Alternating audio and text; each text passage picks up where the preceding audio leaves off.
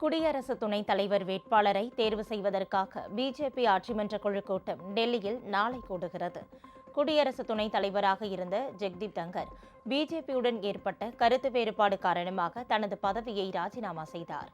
இதையடுத்து புதிய குடியரசு துணைத் தலைவரை தேர்வு செய்வதற்கான நடவடிக்கைகளை தேர்தல் ஆணையம் மேற்கொண்டிருக்கிறது. குடியரசு துணைத் தலைவர் தேர்தல் செப்டம்பர் 9 நடைபெறும் என்று தேர்தல் ஆணையம் அறிவித்துள்ளது. இந்த தேர்தலில் எம்பிக்கள் மட்டுமே வாக்களிக்க முடியும். எனவே பிஜேபி தலைமையிலான தேசிய ஜனநாயக கூட்டணி சார்பில் நிறுத்தப்படும் வேட்பாளரே வெற்றி பெறுவார்.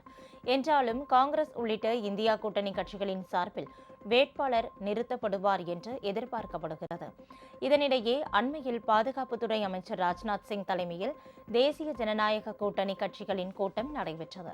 இந்த கூட்டத்தில் குடியரசு துணைத் தலைவரை தேர்வு செய்யும் அதிகாரம் பிரதமர் மோடிக்கும் பிஜேபி தேசிய தலைவர் ஜே.பி. நட்டாவுக்கும் வழங்கப்பட்டது.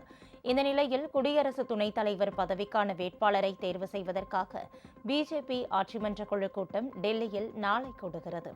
இந்த கூட்டத்தில் வேட்பாளர் இறுதி செய்யப்படுவார் என்று தகவல் வெளியாகியுள்ளது.